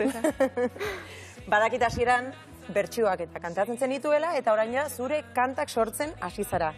Zenbat kanta dituzu dagoeneko? Oain bukata edazkat 10 kanta, eta bukatuko da beste hainbeste. Letra eta musika danazuk egiten duzu?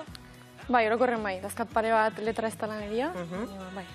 Eta musikaz bizitzea gustatuko litzaizuke, etorkizuna begira, non ikusten duzu zure burua edo non gustatuko litzaizuke zure burua ikustea? Hombre, alba da, saiatu nahi hortan.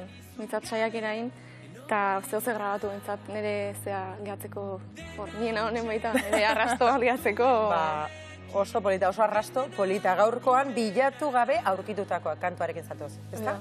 Bueno, ni desiatzen nago, entzuten beraz, bekin Maialen Aristegi, eta bilatu gabe aurkitutakoa.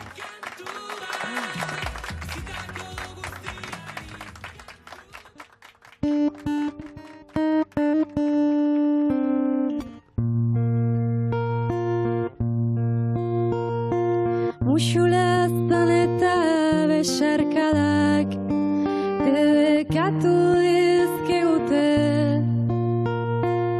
eman jasotzekoak direnen behar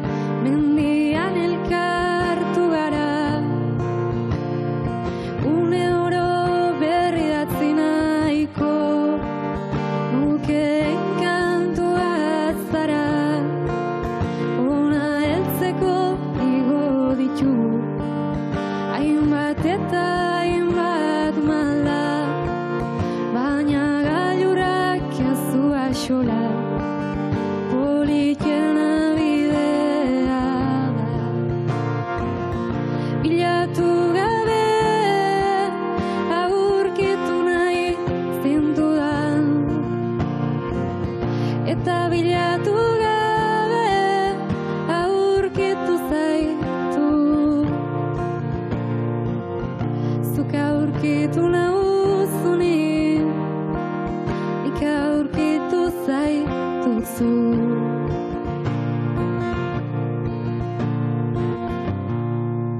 Erra Maialen! Bravo, bravo, bravo.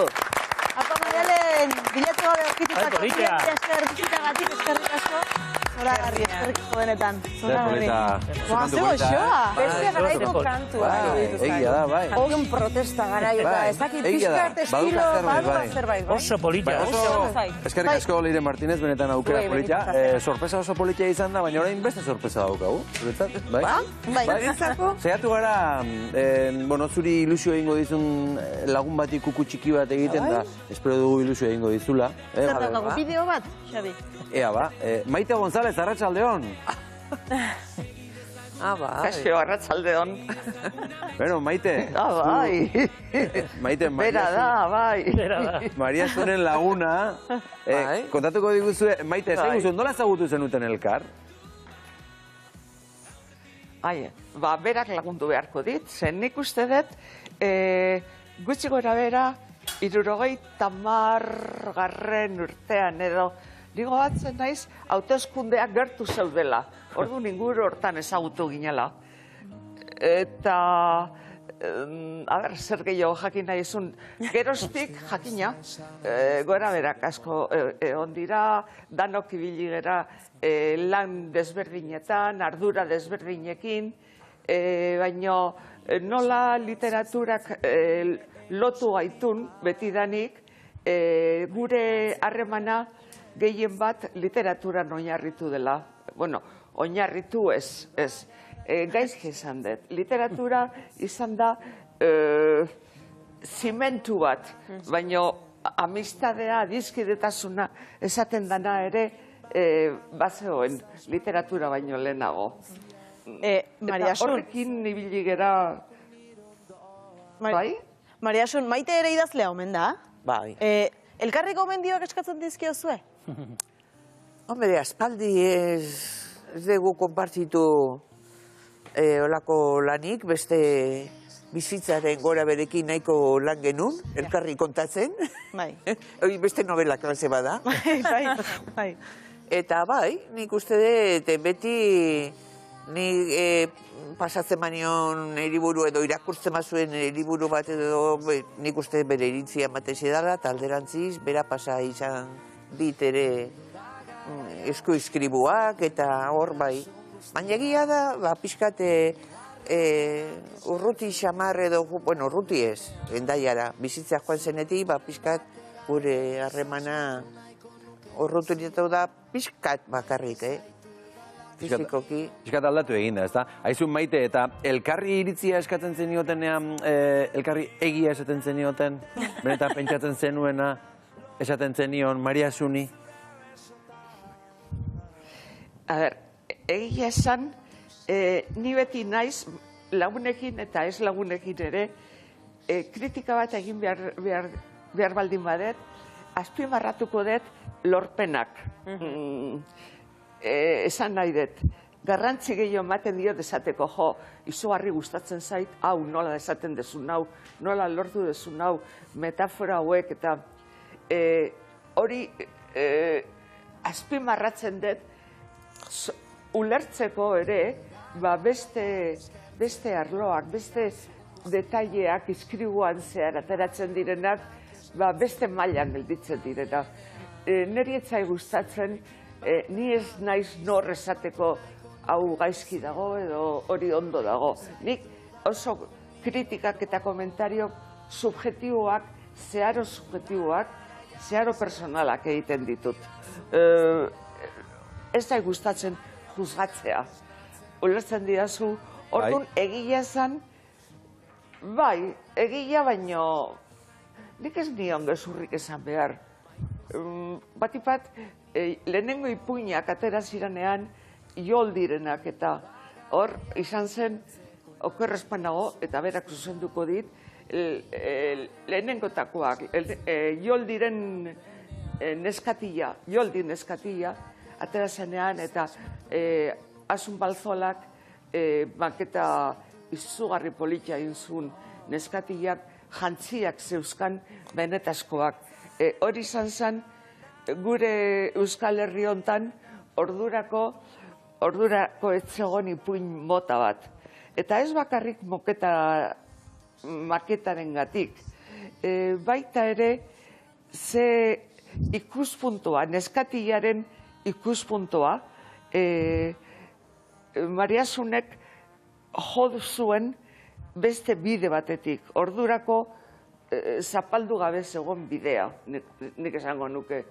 Psikologia kontutan izaten, eta neskatiak ez ziren txotxolak, alderantziz zorrotzak, eta hizkuntza ere zaintzen zuen asko. Beraz, ez ziren, nola esango, nola dan Argentina hori, nola dan neskatia hori... Ez ziren printzesak, ez da? Oso jakintzua eta oso... Mafalda. Mafalda. Bai, Mafalda. Neri Mafalda iruditu zait beti. Ara, Mafalda ez dakigu, baina Mariasun dago oraintxe begia zabal egin da zuri begira, eta galdetu beharra daukagu, ezin dugu bukatu bestela. Nolakoa da Mariasun landa? Ni jakingo baina. Nolakoa dan? Bai, erantzun ona. Pues hori zer horrek deskubritu beharko zenuke, ez? Ara, begira. Begira, oso erantzun politia da. Bai. Eta ari gara deskubritzen, eh? Bueno, momentu izango dugu oso emakume jatorra. Hori izango dugu, ez? Hori da. Aspaldiko laguna, Maite, eskerrik asko benetan sorpresa txiki hau ematen laguntzearren, eta hementxe jarrituko dugu Mariasunekin izketan. Ea ezagutzen dugun pixkatxo bat gehiago, mila esker benetan. Ongi izan. Mila esker. Nahi duzun arte. Agur. Bueno, eta zoriontsu jarraituko dugu, banku bat badugulako. Begira, ipuin baterako bada kontu polita. Zoriontasunaren bankua, Happy Bank. Zoriontasunaren bankua, ipuina bat egin dezakezu. Nahi bazu ingelesez jarri gurea bezala Happy Bank. Gustatzen bat zaizu horrela gehiago. Bi protagonista, bi artistak badituzu. Baditu, izena nara aldatu bai ala. Gero dute ingelesez. Arabierra. Neri behin baino gehiagotan kalean galdetziote, telebistan lan egitea erraxa da, zuek ez duzu golperik jotzen. Eta egia da, nik beti hori izate dut, niretzako erraxa da. Baina ez dira konturatzen etxekoek zenbait jende dagoen atzekaldean, lan egiten, gu beraie gabe ezin gara ezer egin. Gu hemen bat 3-4 geha, baina hemen dagoe 15 person, gu beraie gabe ezin gara, ez da, Aitor, lanik egin. Beraie gabe ezin gabizi. Eta gaurko gure gaia zein da, Aitor? Nola da telebistan lan egitea? Horixe da, nolakoa den telebistan lana egitea. Ikusiko zuek gu bakarrik ez, atzekaldean, zenba jende dagoen, batzuk, asko dira, Aitor, asko dira. Sartu dira, asko dira. Ez que denak ezin dira. Venga. Bueno, Aitor, ja telebistan hilabete batzuk dara mazu. Espero zenuen bezala da? Espero nuna baino lan gehiago dago. Ze uste zenun, guk lan asko egiten dugu kamaran aurrean, eta kamaran atzean daudenak, etxekok ez dukite ikusten, kriston lan egiten dute. Gaur ikusiko dute, bai? Erakutsiko diogu? Bai, guazen. Venga, bagoazen. Hauek ere lan apila bat egin dute, gu aurrean ateatzeko, beraiek lan egiten dute, Bai. Bueno, Xabi, ya irugarrena da, ondo dindu? Venga, ba, ona da. Ona da, venga, txokala, ongi. Hirugarrenak, pixkako ez da zaigu Aitorre, baina, bueno. You go way too fast. Don't slow down, you're gonna crash. You should watch your step. Don't look up, gonna break your neck. So shut your mouth, 'cause I'm not listening anyhow. I had enough of you, enough to last a lifetime through. So what do you want? Lan egiten dula. Zure lana, zafata baten lana, ze lana da, zer egiten duzu? Takat hemen beida zerrenda hau. Dauko zerrenda zeintzuk etorriko diren. Oidaz. Eta ni ateatzen naiz, harrera bat itea. Eta oidan ere lana. Programa askotako jenderekin ibilizia, ez da? Bai, sorgin helaratza, esta es mi gente, nos echamos a la calle, oain bibazue, gure kasa, gutarrak. Hogeita lau urtea, Aitor. Eramango gaituzu makiajera? Hombre, por supuesto, nire lana da, eta zuekin jongo naiz. Venga, nondik eba. Nahi badezue, mendikan jongo. Venga, mendikan jongo. Beira, goi hortan tortorika dago.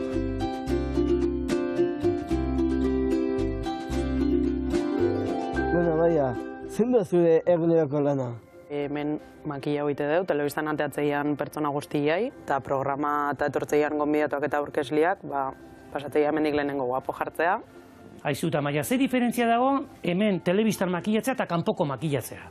Pixka gehiago markatze duzu, fokoagatik eta hola, tonua eta iguala bite du pixkat, hautzak emate egiteu ez brillatzeko hainbeste. Aitorrek batzutan eskatzeigo, pixkat moreno jartzen. Cuidao, Aitor, zeba, zergatik, gehiagi gustatzen zeolako morenito? Oso txuria ikusten ezelako. Ongi da. Perfecto, Aitor. Oso guapo zaude. Eski nila guapoa naiz. Feliz egin. Ongi etorri Miruzera, Gabon! Eustut, Xabier eta Maia lehenan saiatzen ari direla, Aitor. Ara, metxe da, Aitor. Hau da kontrola, begira. Zenbat telebistata dauden. Hemen egoten da, zuzendaria, errealizadoren laguntzaia. Xabier, arratsaldeon. Ondo. Ondo. Bai. Zein da zure lana? Horbean gertatzen ari de gauza asko batera, ez da? Egiten dugula da ipuin bat kontatu. Eta Xabier, zuzeneko programa batean igual presio handiago izaten da, ez? Bai, segun segunetan bai, hortzen da. Katxa matu egiten bada. Eta bueno, baina aurre egin behar duzu eta... Bai. Zenbat kamara daude, hemen platoan? Ba, gaur 6. Nola egiten duzu hainbeste kontrolatzeko, Xabier? Ba, bueno, koreografia jarraitu eta aurrera egiten dugu. Aizo, badakit guain tita batean zuzenen hasiko zaretela, pakean utziko, bale? Bale, eskerrik asko. Zer bat, venga. Hemen gabe kamerinetan nik. Bai, ben ikusten dut Julian Janzi, Claudio Landa, eta begira, Albina Starda. Hemen da Albina. Iepa, Arratsaldeon! Hombre, kaixo! Zer modu zaude? Oso ongitaz zuen. Aitor eta biok hona etorri. Hau da zure kamerino, ez da? Bai, hori da, menari ginen gidoia repasatzen, cariño. Claro, zu ezaguna zea, baina zein da zure ondokoa? Hombre, pues hau da Jona Mutxastegi, cariño, nire erredaktorea, nire sekzioaren burua, burmuina. Jon, zein da zure lana? Bueno, nire lana da pizkat Albinakin batera, sekzioa horrela emantea. Ideia pilatu, pentsatu, gidoiak idatzi, eta bion artean reportaje egiten dugu. Gu sortzen dugun, egingo dugun bideoa eta, baina gero berak egiten ditu deia guztiak, berak bidaltzen dit gidoia, esaten dit, benga, ordu honetan, hemen ingo dugu elkarrizketa, gero ingo dugu, dena superongi eta superordenatuta. Albina gu baino lana gehiago egiten dute. Bueno, gehiago ezakit, guk ere lan handia egiten dugu, hori da, diferente. Igual zailagoa. Guk ere badakagu erredaktore bat, Xabi. Zoragarria. Gordeta ibiltzen da, ez da trebitzen kamaren aurren ateatzea. Ja. Bueno, zeingo dugu. Venga, jo, gerarte! Bueno, Aitor. Gure gaurko galdera zen, nolakoa den telebistan lan egitea. Eta ni nire iritzia emango izut. Niri asko gustatzen zait, oso polita da. Oso polita da, baina gogorra da baita, Gogorra da baita, ordu asko dira, baina polita da. Alaxe da, polita da, telebistan. Polita da. Baina gogorra da, ez diak konturatzen atzean zenba jende dagoen lanean, kuidao. Guri errastasuna emategatik, Aitor, erki pasatzen dugu. Zoragarri, gehiago? Bai, oso polita. Eskerrik asko Aitor eta Mikel. Bai, eta liburu baten atzean ere ordu asko daude. Hori egia da. Elsa eta Paradisua eta Marlen eta Taxizapata, hori etxe dira azkeneko zure berrargitarapenak, eta hori etxe ditugu esku artean guk ere izan ditugu, ustut hortxe daude. Beraz, jendeak nahi izan ezkero, hortxe ditu aukeran. Eta hurrengo liburua idazten duzunean gustatuko litzeguke zuri elkarrizketa bat egitea. Torriko zara, aurkeztera? Oso, gusta handiz hartuko zaitugu. Mariasun Landa, benetan plazera handi bat izan da zu ezagutzea, eta nahi duzun arte. Biba zuek. Eskerrik asko, eskerrik asko, Leire, Mikel, Aitor, biba zuek, Biba zuek! Biba zuek eta biba gure hartzaia! Gaur osteguna, Maialen? Egia da! Asteko egunik onena! Ze azkar pasatu da erastea? Zergatik da asteko egunik onena? Bisita daukagulako. Baina gaur ez du gazarik ekarri, Lehengoan horri bilizineten barkatuta urkeatzen. Lehenko astean ekarri zenizkigunak ia bukatu daude. Haiek nonote daude. Batzuenak ez dakigun nonote dauden. Hemen ondoan daukadan bati gazta batzuk ekarri nizkio, baina oraindik Euskal Herrian zehar bueltaka dabiltza. Gaur, igual, iritsiko dira. Kalean bero dago. Hemen ere, egia bero, izugarria. Hemen borbor dago, hemen irudimen handia dago, sormen handia dago, eta hori antzeman egiten da. Jakintza handia dago. Jakintza norbaitek eukiko du jakintza. Guk jaso nahi dugu, ordea. Beraz, baina orain zure handi jasko dugu. Nere jakintza. Eman eta zabaltzazu. Eman eta zabalduko dut. Eta zabalduko dut gai bat. Gaur gai berezi batekin atorkizue. Ekonomiaz hitz egin izan dugu, badirudi oso gai aspergarria dela, askotan pentsatzen dugu, ez? Baina saiatuko naiz ekonomia eredu batetara hurbiltzen, guretzako oso importantea dena. Hor ikusten duzuen bezala, ekonomia sozial eta solidarioa. Oso kontzeptu interesgarria da, ze adibidez lehen sektorean gabiltzan ekimen eta ekoizle edo enpresa askok bide hori hartu dugu. Edo norabide horretan topatu dugu gure heldulekua, gure bideragarritasuna. Eta hontaz hitz egitea importantea iruditzen. Adibide asko daude Euskal Herrian, ez? Adibide asko daude, eta gehien bat ere bibazueken zenbat eta zenbat adibidea azaldu ditugun, baino sekula ez dugu espreski ekonomia sozial eta solidarioaz hitz egin. Eta, bueno, ekonomia entzuten dugunean beste elemento batzuei atxikituta ulertzen dugu kompetitibidadea, ez? Ekonomian batzuk oso garaile ikusten ditugu, baino asko eta gehiengo bat sufritzen. Eta esan nahi duzu ez duela zertan? Ez du zertan, eta bada beste ekonomia bat, edo bati begira bizi den gizarte bat, ekintza eta ekimenen bidean, ekonomia, sozial eta solidarioak adibide batzuk jarriko ditugu. Hemen ezagutu ditugu. Adibidez, Herrigora bezalako ekimen bat. Herrigora ekimen ekonomiko bat da bere horretan ere, proiektu ekonomiko bat da bere horretan ere, baina beste balodere eta irizpide batzuetan oinarrituta dago ez.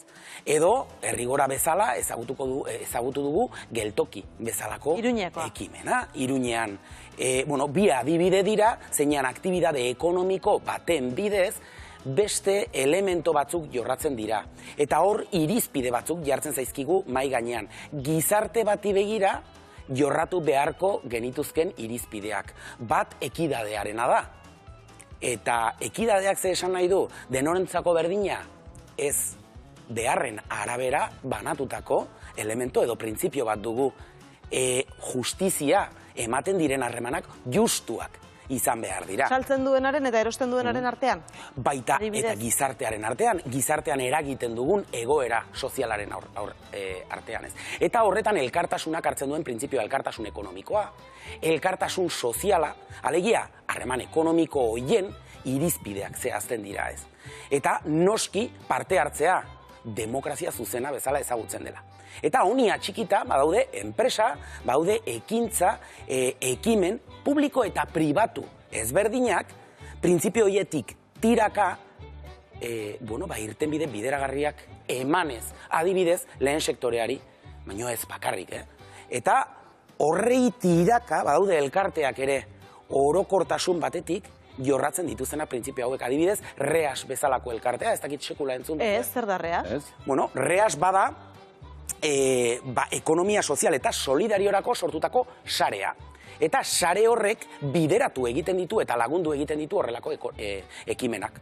Adibidez, finantzieroki badauzkagu fiare edo banka etika bezala deitzen direnak, printzipio etiko batzuei jarraika, beraien ekimen edo ekinbide finantzieroa planteatzen dute. Dirua ematen diote, baina ez edozeini, ez da? Eta ez dute dirua etekin ez legitimo eta zilegietara bideratzen. Ez negozio ez legitimo eta ez zilegietara. Eta bai, ondasun eta justizia soziala sortu dezaketen ekimenetara. Adibidez, efizientzia energetikoa bilatzen duten enpresak adibidez izan daitezke, finantzieroki lagundu daitezkenak, eta horiek sortzen duten ekimenetara hurbildu. Eta guzti hau lehen sektorerako oso garrantzitsua da? Oso importantea. Zeguk beste mota batetako harreman ekonomikoak behar ditugu. Harreman ekonomiko konbentzionalak, gure sisteman garaile dabiltzanek, gure sistema bota egin dute, kanporatu egin dute, ekoizlearen artean eta bezeroaren artean txertatu den katea, interes kate horrek ekarri duena prezioen gorakada erosleendako, kontsumitzaileendako elikagaietara iristea ezintasuna, eta ekoizlearentzako, langilearentzako eta lurra lantzen duenarendako ere bideragarriak ez diren proiektuak, soldata kaskarrak, lan baldintza ez duinak, eta horri irtenbide bat emateko zer gertatzen da, beste printzipio batzuk behar ditugula, ez kompetentziarena, baizik eta elkartasunarena, adibidez ez. Eta horregatik erakutsi dizkizuegu adibide horiek, ez lehen sektorean bakarrik. Hemen, bibazueken, erakutsi ditugu beste adibide asko. Hemen ezagutu genuen adibidez, Ximiko Berri bezalako proiektua. Zer zen Ximiko Berri?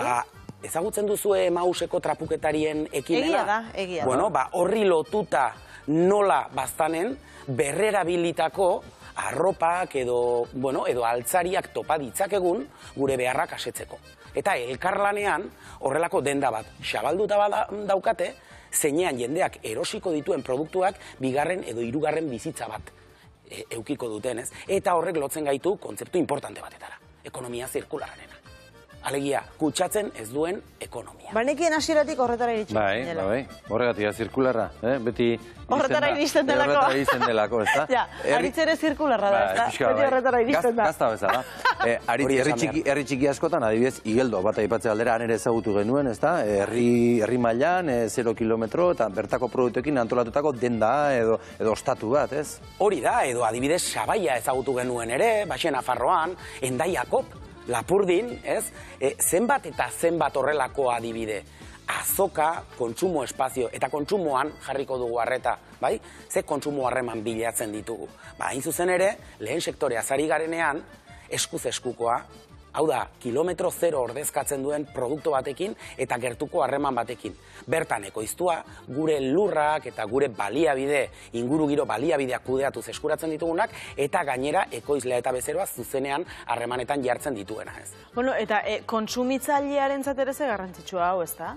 Kontsumitzailea azkenean gizartea da, ez. Denok gara kontsumitzaileak, ekoizleok kontsumitu egiten dugu. Eta kontsumo harreman batzuk gainera ezinbestekoak dira. Janztea, elikatzea, ezinbestekoa zaigu, energia ezinbestekoa zaigu. Eta oinarrizko eta beharrezkoak diren horrelako beharrak asetzeko ezin dugu negozioan bakarrik eta merkantilizatua bakarrik dagoen sistema ekonomiko batean egon. Ze horrek badakigu nora garamatzan. Eta beraz, irtenbideak bilatu behar dizkiogu, beste gizarte harreman bat behar dugu, denok kontsumitzaile guztiok jasotzen dugulako. Pentsa ze onurak, inguru giroa zaintzea, gure natur baliabideak zaintzea, hortik hartzen dugu arnas, eta hortik elikatzen gara, ez. Gainera, harreman sozial solidarioak, empatia garatzen da, bakoitzaren beharrak ulertzen ditugu, inor bazterrean utzi gabe. Eta horretarako ekonomia bat zeinean, inor ez den, txiro edo pobrezian gelditzen, hortik ateratzea gero oso zaila da, eta ondoro sozial tamalgarriak ditu. Beraz, hitz egiten ari gara ekonomia eredu batetaz, eta eredu horrek egia da talka egiten duela egunerokotasunean jazarrita zaigun eredu ekonomikoarekin. Baina txikitik, su txiki asko piztu daitezke, eta ekonomia sozial eta solidarioari lotutako ekimen ugari ditugu. 3 urte daramazkigu bibazueken, eta 3 urtetan zenbat eta zenbat ekimen ezagutu ditugu. Eta denak, elkarrekin sarean jartzen dituen reas bezalako ekimena dugu.